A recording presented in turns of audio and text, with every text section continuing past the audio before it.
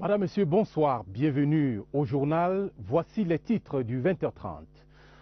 Élections 2018, balle au centre pour le lancement des inscriptions. Elections Cameroun a officiellement entamé la révision des listes électorales ce jour. La région du centre choisie pour son score de plus de 113 000 inscrits en 2017. Le point et les enjeux de l'opération en ouverture de cette édition. En économie, les petites et moyennes entreprises, moteurs de la croissance en 2018, mais comment trouver les moyens de faire tourner le moteur? Le 20h30 aborde la question du financement des PME dans une enquête des jeunes pays à suivre. Préparatifs de la CAN 2019, les bonnes nouvelles du stade d'Olembe viennent de Douala. Un stock important de matériel préfabriqué est arrivé hier au port autonome de Douala. La construction du stade d'Olembe va gagner en vitesse. Voilà pour les titres. Et d'abord, ces nouvelles en provenance du palais de l'Unité. Le président de la République, son Excellence M. Paul Biya, recevra les vœux de Nouvel An 2018 des membres du corps diplomatique et ceux des membres des corps constitués nationaux le jeudi 4 janvier 2018 au palais de l'Unité. C'est un communiqué signé du directeur du cabinet civil de la présidence de la République, Martin Belinga Eboutou. Et je vous donne tout de suite lecture du programme de cette cérémonie. D'abord, les vœux au corps diplomatique à Monsieur le Président de la République. 9h45, 10h15, arrivée et installation au palais de l'Unité des membres du corps diplomatique, ambassadeurs, hauts commissaires, chargés d'affaires et représentants des organisations internationales.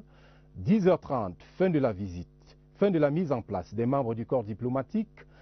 11h, présentation des vœux du corps diplomatique à Monsieur le Président de la République. Vers 11h50, fin de la cérémonie. Tenue autorisée, messieurs, jaquette ou costume sombre ou tenue traditionnelle d'apparat.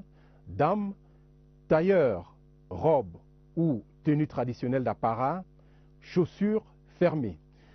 Notez bien, le port des décorations est recommandé. Les téléphones portables ne seront pas autorisés dans l'enceinte du palais de l'Unité. Vœux des corps constitués nationaux à Monsieur le Président de la République. 9h45, 11h, arrivée et installation au palais de l'Unité des membres des corps constitués nationaux. 11h30, fin de la mise en place des membres des corps constitués nationaux. 12h, présentation des vœux des corps constitués nationaux à Monsieur le Président de la République. Vers 13h15, fin de la cérémonie. Tenue autorisée, autorité civile, messieurs, costume sombre ou tenue traditionnelle d'apparat. Dames, tailleur, robe ou tenue traditionnelle d'apparat, chaussures fermées. Cour suprême, tenue de cérémonie. Autorité militaire, tenue de cérémonie. Autorité religieuse, tenue de cérémonie. Le port des décorations est recommandé. Les téléphones portables ne seront pas autorisés dans l'enceinte du palais de l'Unité. L'événement du journal est un fait politique, le lancement officiel de la révision des listes électorales 2018 à Yaoundé, la capitale politique. Au terme d'une concertation avec le gouverneur de la région du centre à cette occasion, le directeur général d'Elections Cameroun fait savoir que tout sera prêt à temps pour la tenue des élections. Séverin Legambeli. La révision des listes électorales 2018 n'est pas une simple opération d'enrôlement comme les autres. Elle répond à une obligation légale, mais elle doit surtout baliser le chemin conduisant à la tenue des consultations populaires à venir. Des échéances annoncées par le président de la République. L'opération en elle-même est assez complexe. La révision 2018 consiste à inscrire tous les citoyens camerounais qui ont atteint la majorité électorale, c'est-à-dire 20 ans, et nous allons également opérer des retranchements de la liste électorale, donc tous ceux qui ont été déchus, ceux qui ont perdu leur capacité civique, nous allons les retrancher, également ceux qui sont décédés. Et également ceux qui ont changé de résidence, nous procédons aux modifications. Nous pensons également à tous ceux qui ont eu des erreurs matérielles sur leur nom, leur filiation, etc. Nous pourrons procéder à des modifications. L'enjeu de l'enrôlement en cours est connu de tous. Il justifie à suffisance la descente du directeur général des élections dans les antennes communales de l'ECAM du Fundi. et la réunion des mises au point techniques avec le gouverneur de la région du centre. Il y a des urnes en quantité, il y a des isoloirs en quantité et il y a également les autres matériels pour accompagner le processus électoral. Par ailleurs, je voudrais vous rassurer que tout ce qui manque a déjà été noté, les besoins sont connus et les dispositions sont prises de telle sorte que nous soyons prêts pour chacun des scrutins qui pourraient être organisés en 2018. Si la convocation du corps électoral intervient avant le 31 août, la révision des listes électorales va s'arrêter, laissant la possibilité au peuple camerounais d'aller aux urnes pour élire ses dirigeants, aussi bien au sommet de l'exécutif, au Parlement, que dans les collectivités territoriales décentralisées. Intéressons-nous à présent au fichier électoral. À ce jour, 6 millions de Camerounais sont inscrits sur les listes électorales, sur une population en âge de voter estimée à plus de 13 millions de citoyens, selon des chiffres récents de l'Institut national de la statistique. Question: comment amener les Camerounais à s'inscrire sur les listes électorales? Société civile et acteurs politiques réagissent dans cette enquête de Lucas Moudoundjemba. Aller au-delà des 6 millions de potentiels électeurs enrôlés par Elections Cameroun en 2017 suppose l'intensification des opérations d'inscription sur les listes électorales en cette année charnière. Premier challenge: établir les cartes d'identité à certains citoyens qui ont des revenus tout à fait faibles. Il faut sensibiliser les citoyens à s'inscrire dans les listes électorales. Adapter les horaires d'inscription à la disponibilité des populations. Action de proximité certes, mais marketing politique aussi.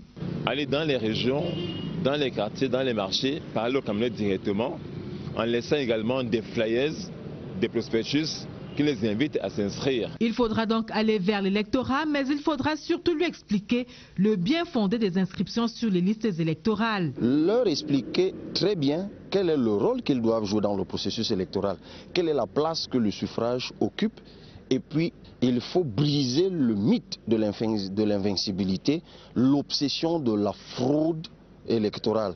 Et s'il est un électorat à qui l'on doit particulièrement faire la cour, c'est bien celui des femmes. Elles constituent 52% de la population camerounaise. Avec l'association des femmes Bayam Selam, sensibiliser les femmes Bayam Selam là où elles se trouvent. Avec le ministère de la promotion de la femme et de la famille, ce sera vraiment un 8 mars spécial.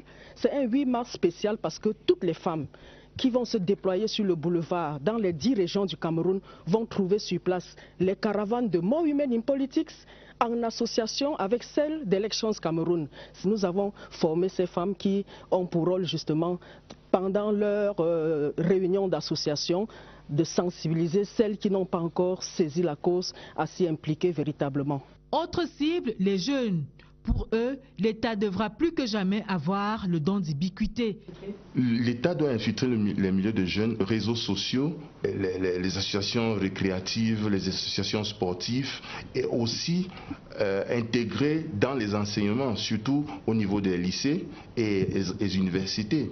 Pour le 11 février prochain, nous allons mobiliser nos volontaires auprès des caravanes mobiles que Elections Cameroun va implanter sur la place du défilé afin que tous les jeunes trouvent justement les caravanes d'Elections Cameroun sur place. Selon l'Institut national de la statistique, le vivier électoral au Cameroun se situe entre 13 et 14 millions d'électeurs. Et au regard des 6 millions d'inscrits actuels, c'est clair qu'il y a encore du grain à moudre. L'extrême nord qui est, après le centre, le deuxième vivier électoral le plus important du pays, est également engagé dans la révision des listes électorales. Les partis politiques et Elections Cameroun sont mobilisés pour le succès de l'opération. Pour plus de détails, retrouvons à Maroua notre correspondant Abdoulaziz Amadou. L'heure n'est plus au sommeil au sein des formations politiques. Au Rassemblement démocratique du peuple camerounais, les responsables locaux remobilisent les militants pour une participation massive aux prochaines consultations électorales. Il faudra aller vers les citoyens qui sont encore non déterminés pour pouvoir les amener tous, n'est-ce pas, à voter pour nous. Faire en sorte que tout ce qui a été engagé puisse être, n'est-ce pas, positivisé. Même faveur observée au sein de l'opposition. Les principaux partis accompagnent les CAM dans l'enrôlement des électeurs, mais font face aux problèmes de disponibilité des cartes nationales d'identité. Ce précieux sésame aujourd'hui se fait très rare. Surtout que certaines postes d'identification dans nos zones d'influence ont été fermées. Vous avez par exemple à Moulvoudaï qui n'a pas de centre d'identification, il y a Kalfou qui n'en a pas, il y a Djiglaou qui n'en a pas, il y a Dachida qui n'en a pas. Si les CAM et les pouvoirs publics veulent que les Camerounais s'inscrivent massivement, il faut rouvrir ces centres d'identification. À la délégation régionale d'Elections Cameroun, toutes les dispositions sont prises pour aller au-delà des 38 000 électeurs inscrits en 2017. Nous avons sur le terrain des équipes mobiles et des équipes fixes dans les antennes et qui font des programmations pour aller vers les électeurs, que les gens puissent prendre un peu de leur temps, parce que ça ne peut pas prendre toute une journée. L'opération des révisions des listes a démarré ce 2 janvier dans toutes les antennes de la région. Le dossier du 20h30 porte sur les chantiers économiques de 2018 à la lecture du discours du chef de l'État le 31 décembre 2017. Au regard du contexte économique difficile, marqué, comme vous le savez, par la baisse du prix des matières premières et des moyens financiers limités, le gouvernement, s'il veut atteindre de bons résultats, doit prendre des mesures courageuses, à commencer par la réduction du train de vie de l'État.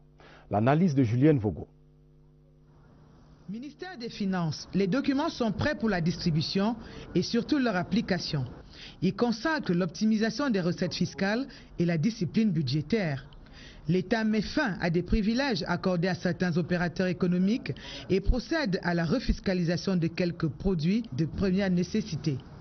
Il faut renflouer les caisses. C'est un problème de renforcement des cadres de planification, le développement des outils d'aide à la décision.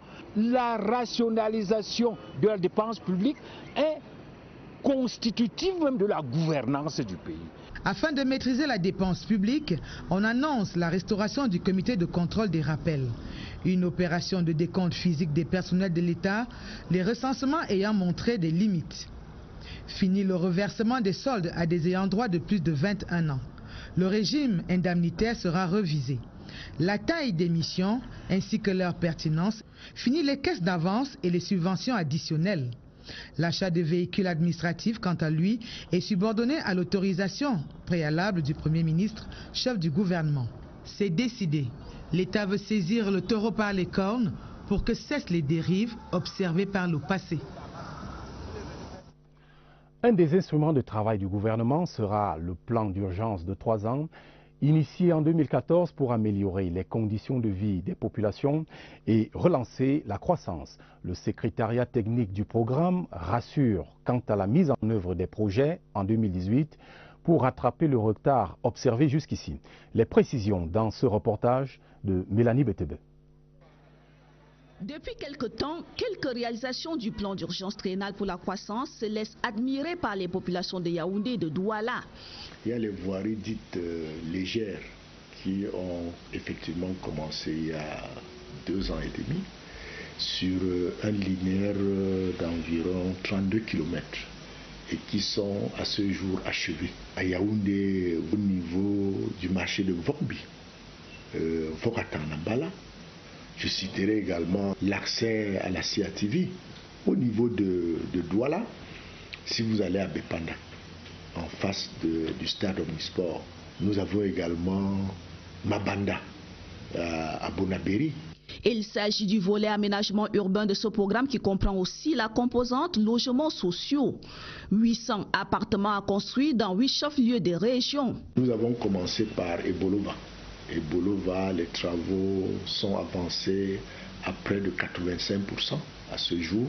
Bamenda est à peu près à 18%, 37% à Ngaoundéré, 35% à Bertois, 25% à Bafoussam, Bouéa, 30%. Nous avons vérifié et nous nous sommes bien rendus compte que des hôpitaux généraux ont commencé à être construits, ce qui n'est pas mauvais parce que vous savez également que nous qui produisons, nous devons être en santé dans les points où nous produisons pour avoir la force de production.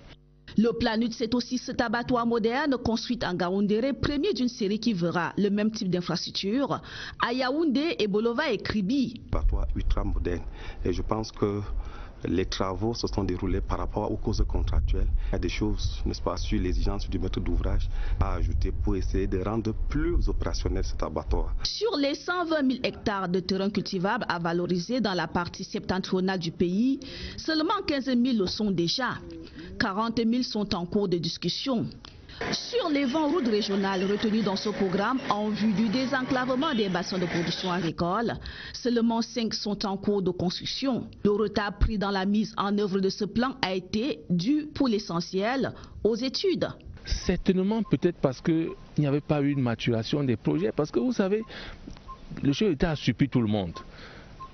Ayant constaté que les choses n'avaient pas suffisamment avancé tel qu'il l'avait imaginé, il a donc une idée qui était géniale, c'était celle d'aller vers ce plan triennal.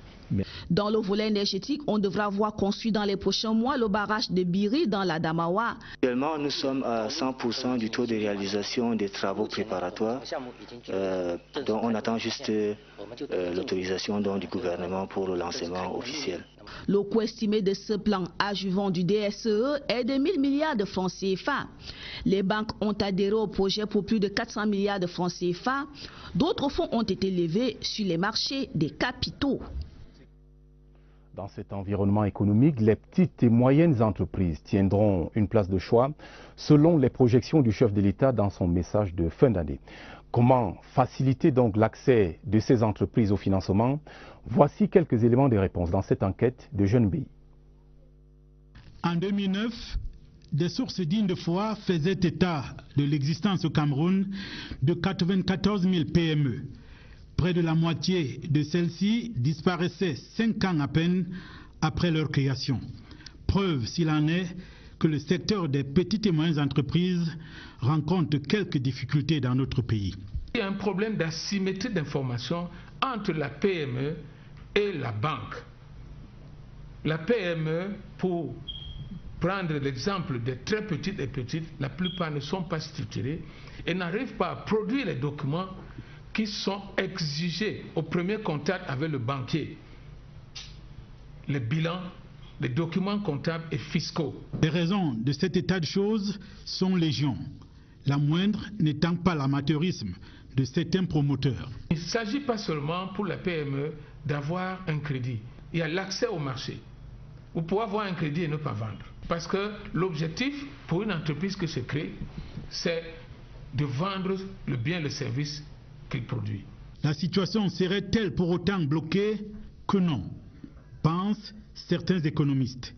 Pour eux, le gouvernement peut encore sauver le secteur des PME. Ce que le gouvernement peut faire à très court terme, c'est d'apurer la dette intérieure due aux PME et payer tout ce qui leur est dû dans de meilleurs délais. Il peut encourager le secteur privé à assouplir les conditions d'allocation de crédit aux PME et en insistant sur les instruments de financement innovants. Le règlement de la dette des PME n'est plus une simple vue de l'esprit. La parole présidentielle sera bientôt suivie de mesures concrètes. Signalons au bas de cette page économique que le journal des projets du BIP 2018 est déjà disponible. Il fera l'objet dès demain d'une large diffusion dans la presse. Dans la suite de l'actualité, l'activité économique tourne au ralenti à Kiossi dans le thème région du Sud. La libre circulation des personnes et des biens a pris un coup. Principale mise en cause, la fermeture de la frontière avec la Guinée équatoriale après un incident frontalier. Les autorités de la région du Sud rassurent tout de même que la situation reste sous contrôle. Berthe Mbala. Frontière Cameroun-Guinée équatoriale à Kiossi. Un calme inhabituel règne, pas l'ombre d'un véhicule de piétons qui essaye de franchir la limite. C'est ainsi depuis l'interpellation d'une bande d'individus lourdement armés par les forces de sécurité camerounaises il y a près de 2 semaines. Nous sommes partis au travail le 24 décembre. À notre retour vers 16 h, nous avons trouvé que les Guinéens avaient mis des barrières. On croyait que comme c'est des affaires habituelles, ils le font souvent, que ça devait passer. Mais depuis ce 24, nous ne sommes plus entrés jusqu'à aujourd'hui. La frilosité d'ici s'est étendue à la frontière avec le Gabon dans la même ville. La fermeture n'est pas totale, mais la circulation est très timide. Les entrées et les sorties sont minutieusement filtrées et même les vieux démons ont ressurgi depuis l'incident. L'économie de la ville frontalière en paye le prix. Parmi les secteurs les plus touchés, le transport et la vente des vivres. On n'a pas les marchés, quand les Guinéens entrent ici, nous on vend. On ne connaît pas les choses que ça passe là. On connaît comme les Guinéens entrent comme ça. On connaît comme il y a l'argent. J'ai tout mangé l'argent depuis qu'on a fermé la chaîne, depuis le 24. J'ai fui pour partir au village. J'ai beaucoup les dettes, je vais faire comment? Les autorités administratives et les forces de maintien de l'ordre et de défense sont mobilisées. Le ratissage de la localité pour extirper le danger se poursuit, d'où les mesures sécuritaires spéciales. Le commandant d'armes de la place a pris des mesures pour que les forces soient sur le terrain et contrôlent les mouvements à la frontière. Et je pense que en ce moment, le dispositif de surveillance a été levé d'un cran.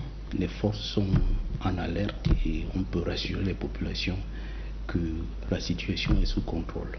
Sur le terrain, cela se traduit par ces contrôles stricts et ces fouilles systématiques.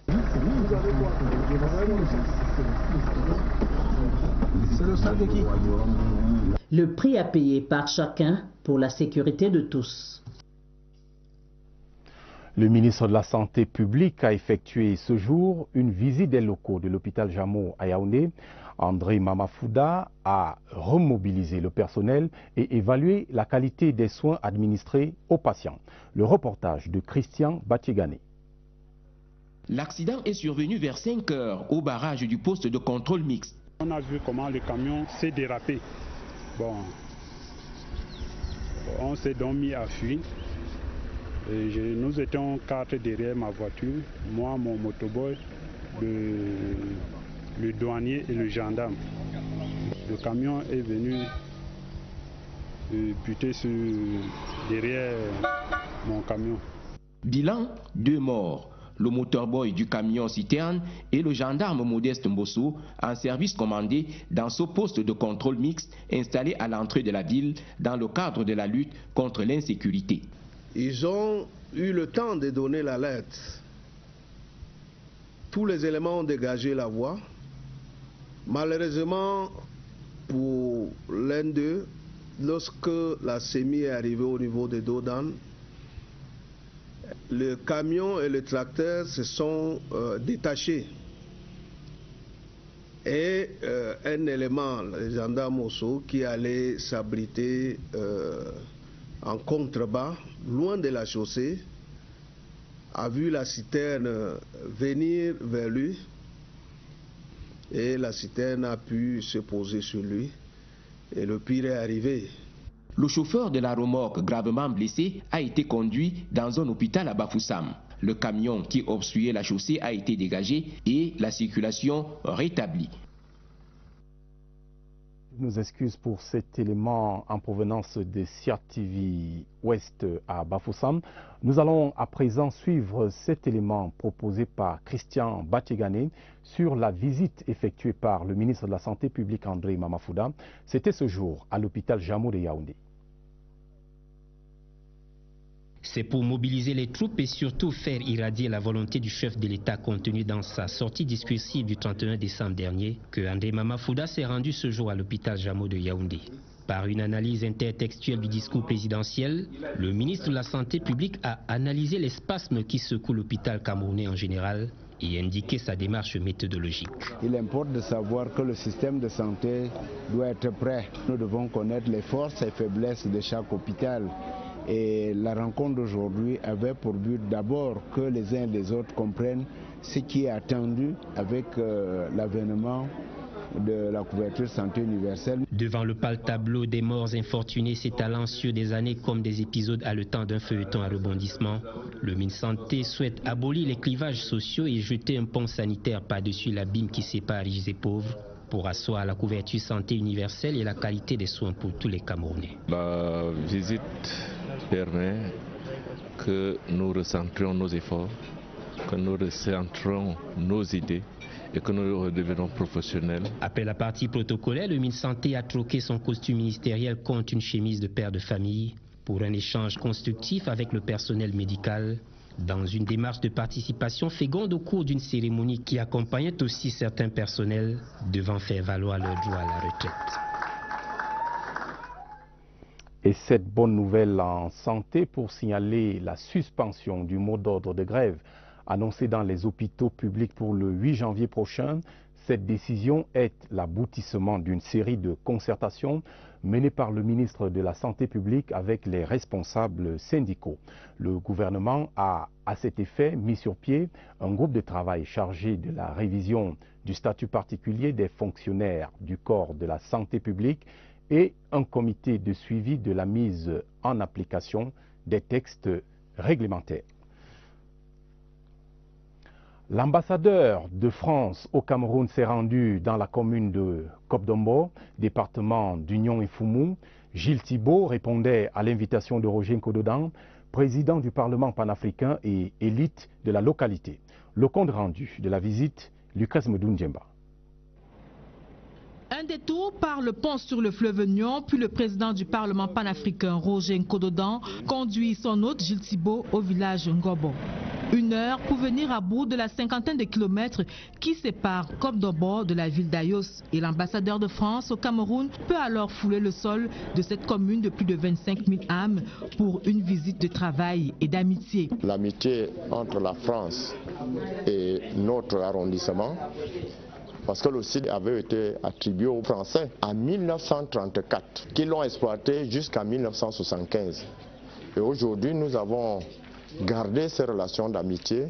On comprend dès lors que le maire de Kop-Dombo, Paulin Zebiolé, fasse de Gilles Thibault un citoyen d'honneur de cette commune à la terre fertile, au sous-sol riche, mais aux prises avec l'enclavement. Un enclavement qui plombe le dynamisme des populations et les promesses de bien-être sémées par l'élite. Un centre de santé, un foyer culturel et des initiatives agropastorales. C'est très intéressant pour moi de découvrir un arrondissement rural où des initiatives très intéressantes sont prises par les élites locales qui mériteraient d'être relayées à la fois par la puissance publique pour désenclaver l'arrondissement. Et cette bonne coopération, comme l'a souhaité le maire de la commune de Séan, c'est par exemple le jumelage entre la commune de Kop-Dombo et une commune française. Je me ferai l'écho de cette demande pour essayer de trouver des personnes, des communautés qui soient intéressées par cet échange. Et ce seraient des éléments de plus à verser dans le panier de l'excellence des relations entre le Cameroun et la France. Le député d'Ato s'est rendu à Baham récemment. L'élu du département des Hauts-Plateaux, autant pour moi, l'élu du département des Hauts-Plateaux, j'y arrive, s'est rendu donc dans sa circonscription pour présider la 2e édition de la finale du championnat de cette localité. Clarisse Tan pour les détails. Ce désormais rendez-vous sportif était très attendu par l'ensemble des populations des Hauts-Plateaux. Autorités administratives, religieuses traditionnelles, les jeunes, les militantes et militants du RDPC, les groupes de danse et ce public venu nombreux ont bien perçu que le jeu valait la chandelle. Le coup d'envoi de la partie sera d'ailleurs donné avec maestria par le vice-président Théodore Dato lui-même, plutôt en jambes. Le temps d'une partie de football très disputée, les mototaximens des Hauts-Plateaux ont exposé leur talent caché. Score de la partie 2-0 pour la formation de Bapa, dont le trophée a été fièrement brandi par le capitaine et ensuite le chef de la communauté. Mais en réalité, il n'y a eu ni vainqueur ni vaincu. C'est le vivre ensemble qui est à célébrer et ils ont dit merci aux promoteurs. Nous demandons à l'honorable Ndatou de continuer dans les mêmes lancées, puisque nous sommes fiers de lui. Franchement, nous sommes fiers de lui. En un mot comme en mille, l'union fait la force. C'était l'occasion pour nous de donner un peu de cadeau de nouvel an à nos populations en partageant ces sacs de riz, ces cartons d'huile et de savon pour que les uns et les autres rentrent passer de bonnes fêtes en famille. Et pour nous, que la fête soit belle dans les Hauts-Plateaux et bonne année à toutes les populations des Hauts-Plateaux. La fête qui s'est poursuivie dans les chaumières, sans nul doute, était certainement belle. Dans la même mouvance, signalons la tournée parlementaire d'Albert Cuichet dans le Conquis. Le député RDPC est allé mobiliser les militants des 17 sous-sections de cette localité en vue des prochaines échéances présidentielles. Il a remis à cette occasion plus de 2 millions de francs CFA pour le financement des projets des populations. André Aristide Dekomba, CRTV Ouest. L'esplanade de la mairie de Demdeng a mobilisé l'essentiel des militants et sympathisants du Rassemblement démocratique du peuple camerounais venus prêter une oreille attentive aux échos de la chambre basse du Parlement après la session houleuse consacrée au vote du budget de l'exercice 2018. Passé les civilités, l'élu du peuple a retracé les péripéties qui ont conduit au vote, à l'adoption et à la promulgation du budget 2018. Il s'agit de dire à mes frères et mes sœurs que le budget de la nation a été voté, de leur préciser les grandes orientations de ce budget et de ce que nous devons tous participer à la réalisation de ce budget pour le développement de notre pays. Le député a remis une somme de 2 700 000 francs CFA à ses camarades pour financer des micro-projets à fort impact sur les militants. La priorité sera la formation des femmes et de la jeune fille à l'outil informatique. Nous allons donc créer au niveau des sous-sections différents projets de l'agriculture, l'élevage et tout ça pour le développement de l'arrondissement de Djebem. Pour rimer avec l'ère des fêtes de fin d'année, les militantes et militants des 17 sous-sections RDPC de l'unité politique ont souhaité la bonne année à leur député en lui remettant quelques fruits de leur labeur. Du sourire aux lèvres des populations de Haïdoua, une localité située à la frontière Cameroun-Nigeria. Ces populations ont reçu récemment un important don du chef de l'État au lendemain des attaques meurtrières du groupe terroriste Boko Haram dans cette partie du pays. Il s'agit entre autres de produits de consommation de masse. Les détails avec Elvis Nguimezon, CRTV Extrême Nord. Le 16 septembre dernier, les membres de la secte terroriste Boko Haram ont incendié des maisons, des motos, détruit des greniers, emporté du bétail et laissé 97 familles sans abri au village Idoua, localité située à la frontière du Nigeria, du côté de l'arrondissement de Mokolo. Le gouverneur de l'extrême nord, qui s'est rendu dans ce village, a, en français comme en Haoussa, rappelé à ces populations camerounaises que le couple présidentiel partage leurs peines et leurs souffrances. Il faut le rappeler, toutes les maisons, toutes les habitations ont été incendiées. À une heure tardive, c'était 2h, 3h du matin, à l'heure où les gens dormaient profondément. Il y en a même qui ont failli laisser leur peau. Le chef de l'État a été saisi et il nous a dépêchés, porteur du message de réconfort et de soutien, d'encouragement.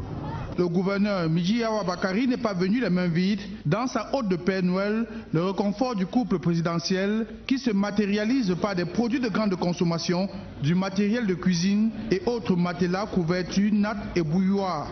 Une véritable bouffée d'oxygène pour ces populations qui souhaitent en retour longue vie au couple présidentiel. Nous remercions le couple des présidentiels de ces cadeaux. Il a pensé à nous. Il connaît quand même que nous sommes dans un moment de difficulté. Nous voulons dire merci à ce couple présidentiel. Le gouverneur Midjiyawa Bakari va demander aux populations de faire preuve de vigilance et de prudence, surtout en cette période de fête de fin d'année. En sport, Coupe d'Afrique des Nations 2019, les travaux de construction du stade de Lembe vont s'accélérer. Le port autonome de Douala a accueilli hier un important stock de matériel préfabriqué de près de 6500 tonnes. Les précisions de Gervais Mbourou à Douala. Sous équipage russe, le majestueux bateau HHL Mississippi a accosté mardi soir à 20h45 au port autonome de Douala avec le matériel préfabriqué destiné au futuriste stade de Paul Biya de Lembe construit pour la Coupe des Nations 2019. En en matière de construction aujourd'hui, c'est la technique la plus appropriée pour les infrastructures les plus importantes. Et partout dans le monde, c'est la technologie utilisée. Et je crois que sur le plan de qualité, sur le plan de la sécurité, sur le plan de la longévité, je crois qu'il n'y a pas mieux qu'aujourd'hui en termes de construction en béton. Le directeur général du port autonome de Douala est venu personnellement le mercredi matin assister aux embarquements. Il salue la réalisation effective du projet d'Olembe. Je suis venu m'assurer que le discours du chef de l'État est une réalité et le montrer aux Camerounais. On peut être que rassuré quand on voit tout ce qui est visible là. Le premier convoi de 15 camions a pris la route de Yaoundé ce jour même et ce sera ainsi 4 jours durant. Et dans cette vague de bonnes nouvelles sportives, sachez qu'il n'y aura plus de grève au complexe sportif de Japoma. Le mot d'ordre annoncé ce jour a été levé et les ouvriers sont à pied d'œuvre sur le site de construction du stade. C'est le constat fait par Gaël Moudiondedi de CRTV Littoral. 11h45 sur le chantier du complexe sportif de Japoma.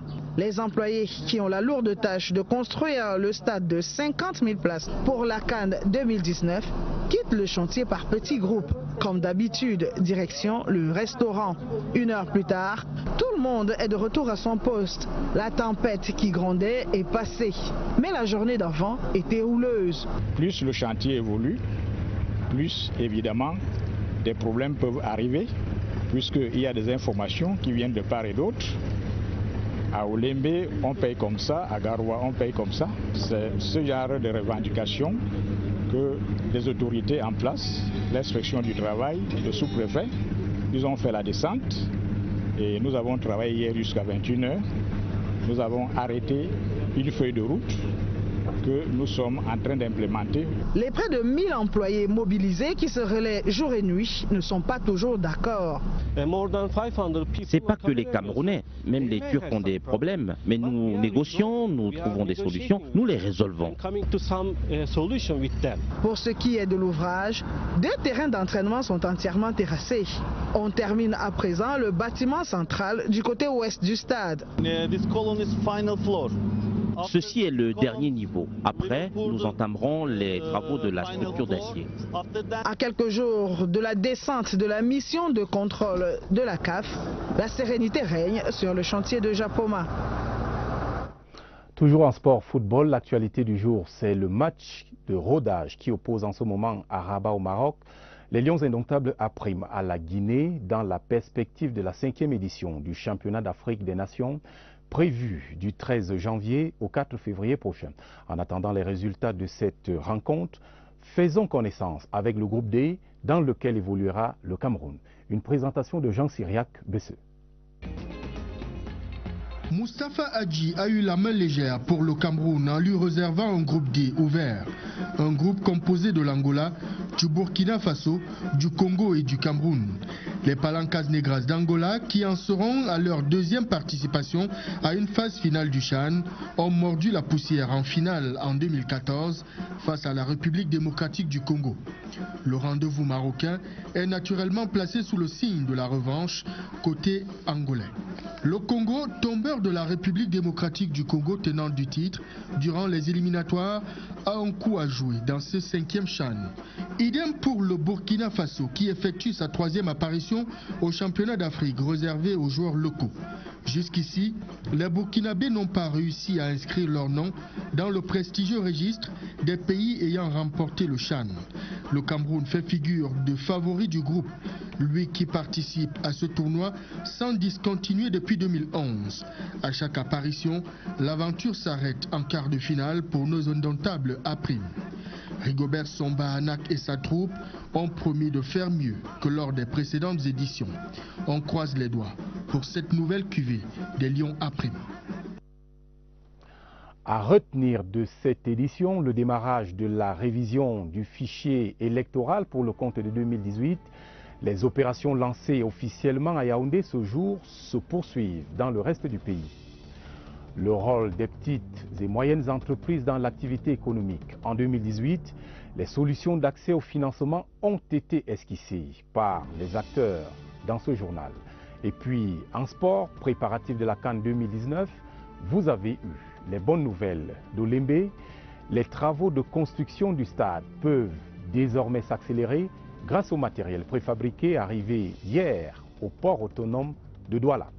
Merci de votre aimable attention. Retrouvez à minuit Dieudonné Zra et Elvis Teke pour la prochaine édition.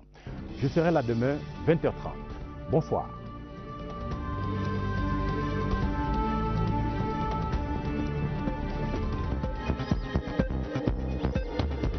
Le même type d'infrastructure à Yaoundé, Ebolova et Kribi. Patois ultra moderne. Et je pense que les travaux se sont déroulés par rapport aux causes contractuelles. Il y a des choses, n'est-ce pas, sur l'exigence du maître d'ouvrage à ajouter pour essayer de rendre plus opérationnel cet abattoir. Sur les 120 000 hectares de terrain cultivable à valoriser dans la partie septentrionale du pays, seulement 15 000 le sont déjà. 40 000 sont en cours de discussion. Sur les 20 routes régionales retenues dans ce programme en vue du désenclavement des bassins de production agricole, seulement 5 sont en cours de construction. Le retard pris dans la mise en œuvre de ce plan a été dû pour l'essentiel aux études.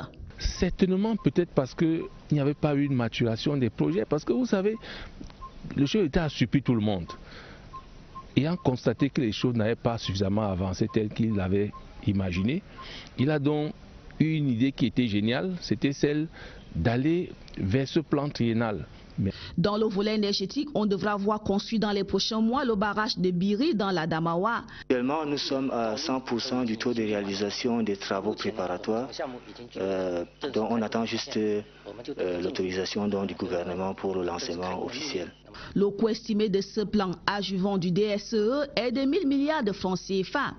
Les banques ont adhéré au projet pour plus de 400 milliards de francs CFA. D'autres fonds ont été levés sur les marchés des capitaux. Dans cet environnement économique, les petites et moyennes entreprises tiendront une place de choix selon les projections du chef de l'État dans son message de fin d'année. Comment faciliter donc l'accès de ces entreprises au financement? Voici quelques éléments de réponse dans cette enquête de Jeune Bay. En 2009, des sources dignes de foi faisaient état de l'existence au Cameroun de 94 000 PME. Près de la moitié de celles-ci disparaissaient 5 ans à peine après leur création. Preuve, s'il en est, que le secteur des petites et moyennes entreprises rencontre quelques difficultés dans notre pays. Il y a un problème d'asymétrie d'information entre la PME et la banque. La PME, pour prendre l'exemple des très petites et petites, la plupart ne sont pas structurées et n'arrivent pas à produire les documents qui sont exigés au premier contact avec le banquier. Les bilans, les documents comptables et fiscaux. Les raisons de cet état de choses sont légion. La moindre n'étant pas l'amateurisme de certains promoteurs. Il ne s'agit pas seulement pour la PME d'avoir un crédit. Il y a l'accès au marché. Vous pouvez avoir un crédit et ne pas vendre. Parce que l'objectif pour une entreprise qui se crée, c'est de vendre le bien, le service qu'il produit. La situation serait-elle pour autant bloquée? Que non, pensent certains économistes. Pour eux, le gouvernement peut encore sauver le secteur des PME. Ce que le gouvernement peut faire à très court terme, c'est d'apurer la dette intérieure due aux PME et payer tout ce qui leur est dû dans des meilleurs délais. Il peut encourager le secteur privé à assouplir les conditions d'allocation de crédit aux PME et en insistant sur les instruments de financement innovants. Le règlement de la dette des PME n'est plus une simple vue de l'esprit. La parole présidentielle sera bientôt suivie de mesures concrètes. Signalons au bas de cette page économique que le journal des projets du BIP 2018 est déjà disponible. Il fera l'objet dès demain d'une large diffusion dans la presse. Dans la suite de l'actualité, l'activité économique tourne au ralenti à Kiousi dans le thème région du Sud. La libre circulation des personnes et des biens a pris un coup. Principale mise en cause, la fermeture de la frontière avec la Guinée équatoriale après un incident frontalier. Les autorités de la région du Sud rassurent tout de même que la situation reste sous contrôle. Berthe Mbala. Frontière Cameroun-Guinée équatoriale à Kiossi. Un calme inhabituel règne, pas l'ombre d'un véhicule de piétons qui essaye de franchir la limite. C'est ainsi depuis l'interpellation d'une bande d'individus lourdement armés par les forces de sécurité camerounaises il y a près de 2 semaines. Nous sommes partis au travail le 24 décembre. À notre retour vers 16 h, nous avons trouvé que les Guinéens avaient mis des barrières. On croyait que comme c'est des affaires habituelles, ils le font souvent, ça devait passer. Mais depuis ce 24, nous ne sommes plus entrés jusqu'à aujourd'hui. La frilosité d'ici s'est étendue à la frontière avec le Gabon dans la même ville. La fermeture n'est pas totale, mais la circulation est très timide. Les entrées et les sorties sont minutieusement filtrées et même les vieux démons ont ressurgi depuis l'incident. En sorte que tout ce qui a été engagé puisse être, n'est-ce pas, positivisé. Même faveur observée au sein de l'opposition. Les principaux partis accompagnent l'ECAM dans l'enrôlement des électeurs, mais font face aux problèmes de disponibilité des cartes nationales d'identité. Ce précieux sésame aujourd'hui se fait très rare, surtout que certaines postes d'identification dans nos zones d'influence ont été fermées.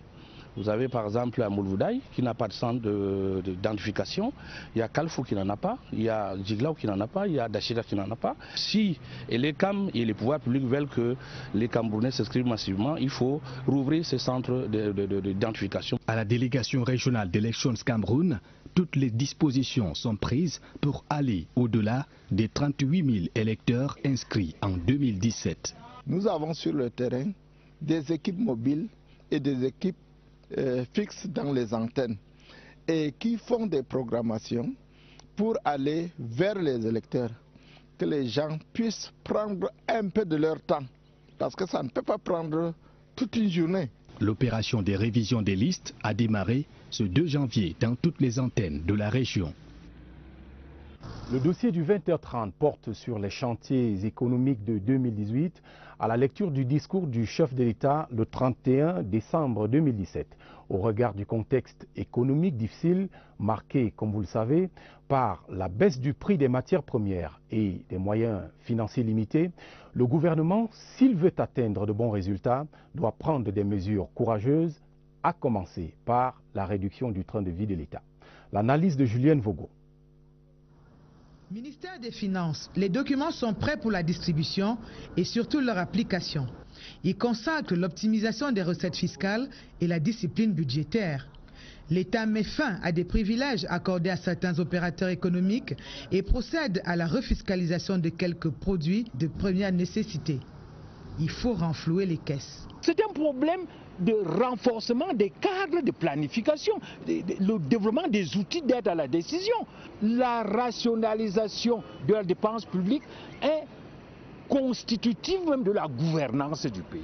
Afin de maîtriser la dépense publique, on annonce la restauration du comité de contrôle des rappels. Une opération de décompte physique des personnels de l'État, les recensements ayant montré des limites. Fini le reversement des soldes à des ayants droit de plus de 21 ans.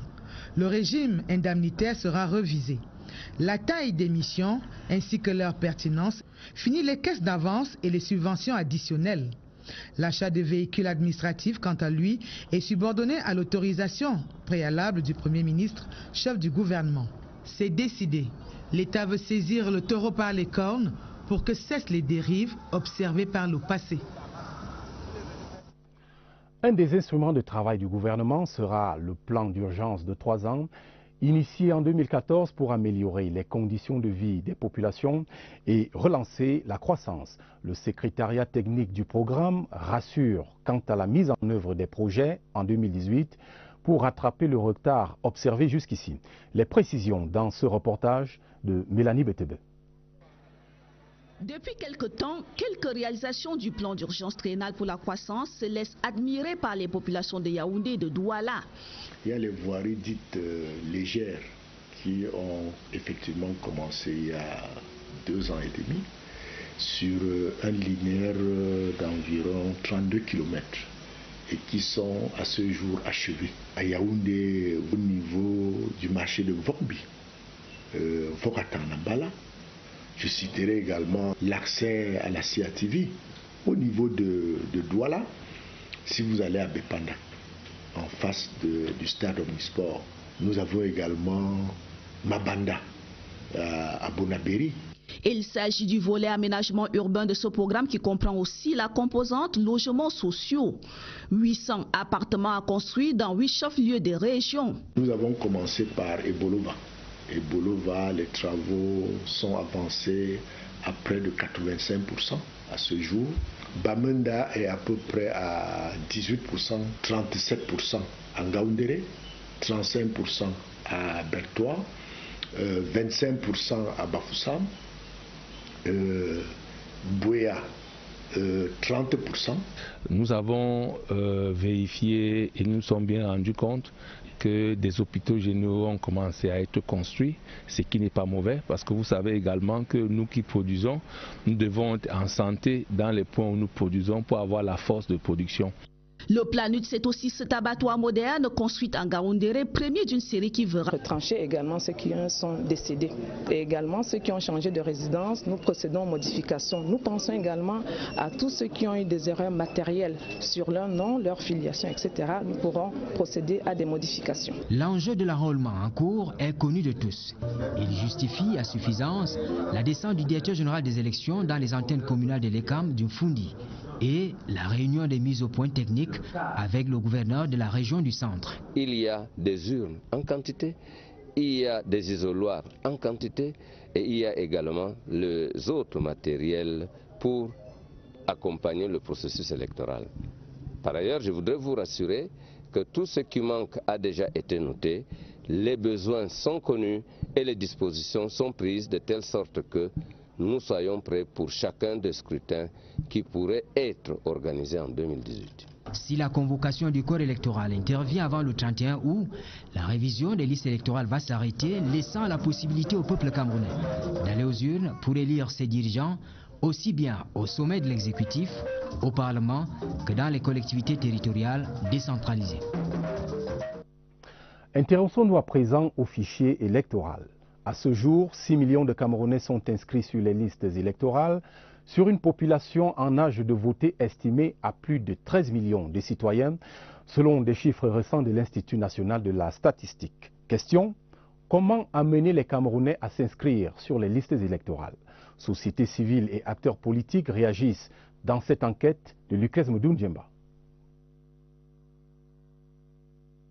Aller au-delà des 6 millions de potentiels électeurs enrôlés par Elections Cameroun en 2017 suppose l'intensification des opérations d'inscription sur les listes électorales en cette année charnière. Premier challenge: établir les cartes d'identité à certains citoyens qui ont des revenus tout à fait faibles. Il faut sensibiliser les citoyens à s'inscrire dans les listes électorales. Adapter les horaires d'inscription à la disponibilité des populations. Action de proximité certes, mais marketing politique aussi. Aller dans les régions, dans les quartiers, dans les marchés, parler aux Camerounais directement, en laissant également des flyers, des prospectus qui les invitent à s'inscrire. Il faudra donc aller vers l'électorat, mais il faudra surtout lui expliquer le bien fondé des inscriptions sur les listes électorales. Leur expliquer très bien quel est le rôle qu'ils doivent jouer dans le processus électoral, quelle est la place que le suffrage occupe, et puis il faut briser le mythe de l'invincibilité, l'obsession de la fraude électorale. Et s'il est un électorat à qui l'on doit particulièrement faire la cour, c'est bien celui des femmes. Elles constituent 52% de la population camerounaise. Avec l'association des femmes Bayam Selam, sensibiliser les femmes Bayam Selam là où elles se trouvent. Avec le ministère de la promotion de la femme et de la famille, ce sera vraiment un 8 mars spécial. C'est un 8 mars spécial parce que toutes les femmes qui vont se déployer sur le boulevard dans les 10 régions du Cameroun vont trouver sur place les caravanes de More Women in Politics en association avec celles d'Elections Cameroun. Nous avons formé ces femmes qui ont pour rôle justement pendant leur réunion d'association de sensibiliser celles qui n'ont pas encore saisi la cause à s'y impliquer véritablement. Autre cible, les jeunes. Pour eux, l'État devra plus que jamais avoir le don d'ubiquité. L'État doit infiltrer les milieux de jeunes, réseaux sociaux, les associations récréatives, les associations sportives et aussi intégrer dans les enseignements, surtout au niveau des lycées et des universités. Pour le 11 février prochain, nous allons mobiliser nos volontaires auprès des caravanes mobiles que Elections Cameroun va implanter sur la place du défilé afin que tous les jeunes trouvent justement les caravanes d'Elections Cameroun sur place. Selon l'Institut national de la statistique, le vivier électoral au Cameroun se situe entre 13 et 14 millions d'électeurs. Et au regard des 6 millions d'inscrits actuels, c'est clair qu'il y a encore du grain à moudre. L'extrême nord qui est, après le centre, le deuxième vivier électoral le plus important du pays, est également engagé dans la révision des listes électorales. Les partis politiques et Elections Cameroun sont mobilisés pour le succès de l'opération. Pour plus de détails, retrouvons à Maroua notre correspondant Abdoulaziz Amadou. L'heure n'est plus au sommeil au sein des formations politiques. Au Rassemblement démocratique du peuple camerounais, les responsables locaux remobilisent les militants pour une participation massive aux prochaines consultations électorales. Il faudra aller vers les citoyens qui sont encore non déterminés pour pouvoir les amener tous, n'est-ce pas, à voter pour nous.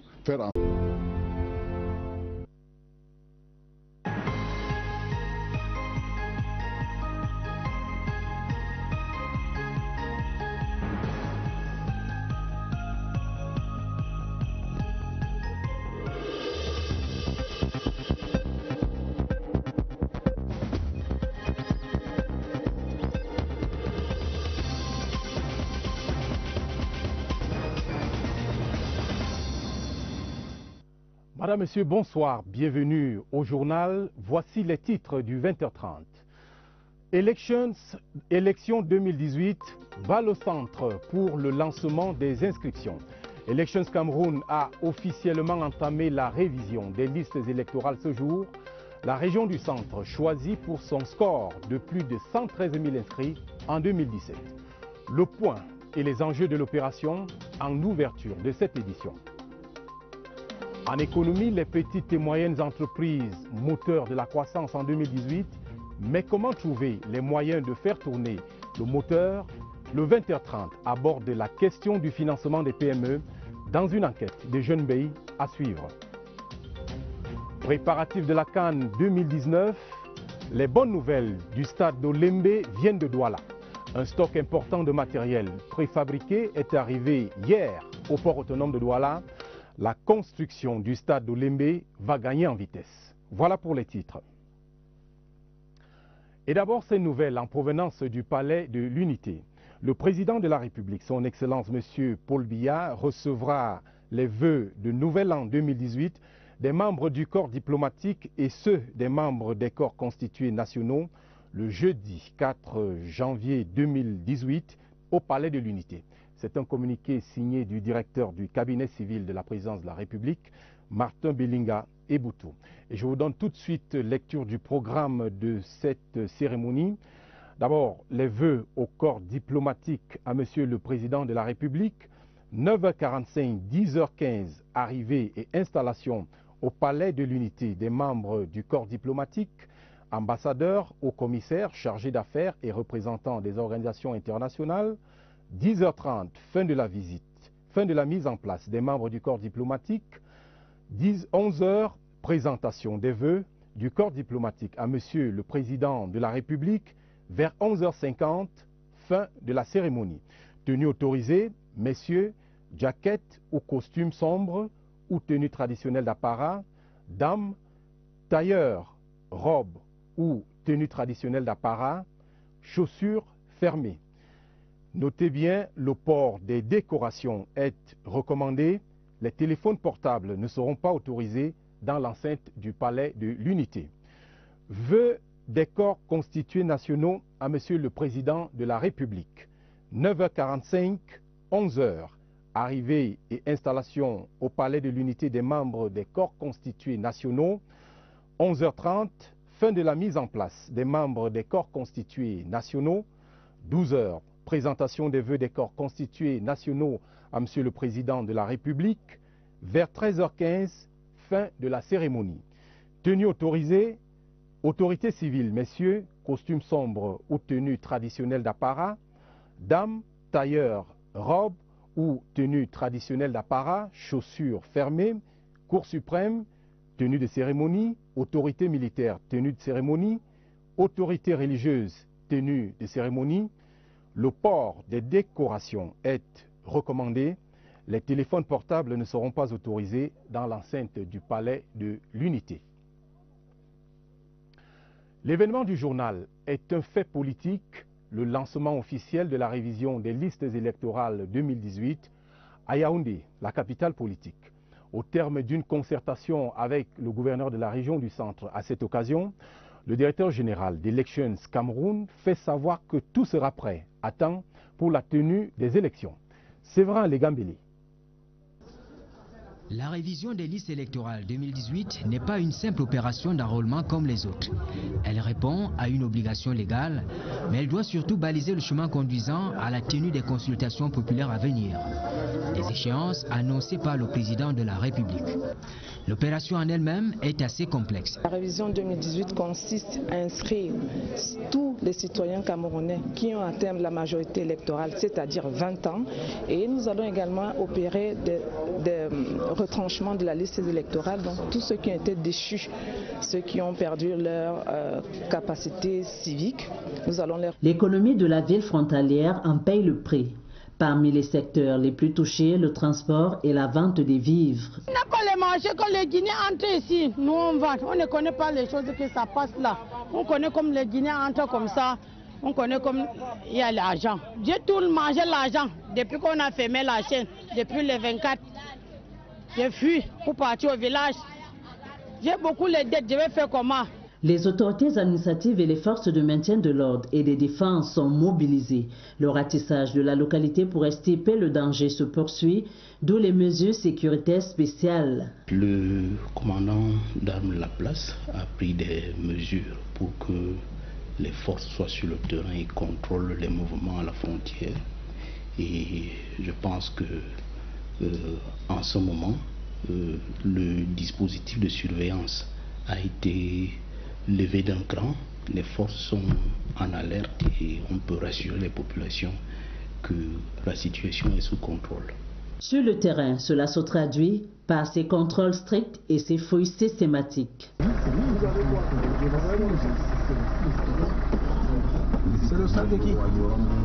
Le prix à payer par chacun pour la sécurité de tous.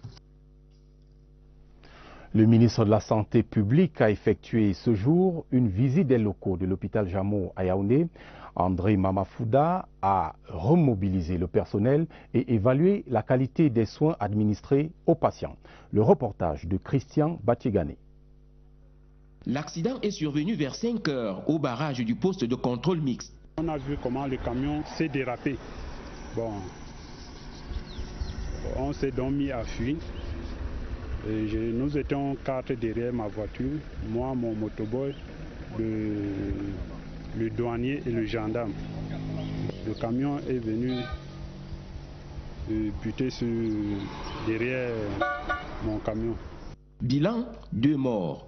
Le motorboy du camion citerne et le gendarme Modeste Mbosso en service commandé dans ce poste de contrôle mixte installé à l'entrée de la ville dans le cadre de la lutte contre l'insécurité.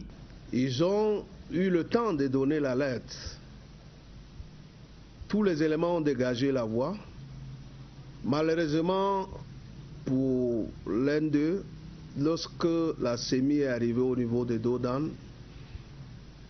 le camion et le tracteur se sont détachés. Et un élément, le gendarme Osso, qui allait s'abriter en contrebas, loin de la chaussée, a vu la citerne venir vers lui et la citerne a pu se poser sur lui et le pire est arrivé. Le chauffeur de la remorque gravement blessé a été conduit dans un hôpital à Bafoussam. Le camion qui obstruait la chaussée a été dégagé et la circulation rétablie. Nos excuses pour cet élément en provenance de CIAT TV Ouest à Bafoussam. Nous allons à présent suivre cet élément proposé par Christian Batiegane sur la visite effectuée par le ministre de la Santé publique André Mamafouda. C'était ce jour à l'hôpital Jamoh de Yaoundé. C'est pour mobiliser les troupes et surtout faire irradier la volonté du chef de l'État contenue dans sa sortie discursive du 31 décembre dernier que André Mamafouda s'est rendu ce jour à l'hôpital Jamo de Yaoundé. Par une analyse intertextuelle du discours présidentiel, le ministre de la Santé publique a analysé les spasmes qui secouent l'hôpital camerounais en général et indiqué sa démarche méthodologique. Il importe de savoir que le système de santé doit être prêt. Nous devons connaître les forces et faiblesses de chaque hôpital. Et la rencontre d'aujourd'hui avait pour but d'abord que les uns et les autres comprennent ce qui est attendu avec l'avènement de la couverture santé universelle. Devant le pâle tableau des morts infortunés s'étalant sur des années comme des épisodes haletant d'un feuilleton à rebondissement, le MinSanté souhaite abolir les clivages sociaux et jeter un pont sanitaire par-dessus l'abîme qui sépare riches et pauvres pour asseoir la couverture santé universelle et la qualité des soins pour tous les Camerounais. La visite permet que nous recentrions nos efforts, que nous recentrions nos idées et que nous redevenons professionnels. Après la partie protocolaire, le MinSanté a troqué son costume ministériel contre une chemise de père de famille pour un échange constructif avec le personnel médical dans une démarche de participation féconde au cours d'une cérémonie qui accompagnait aussi certains personnels devant faire valoir leur droit à la retraite. Et cette bonne nouvelle en santé pour signaler la suspension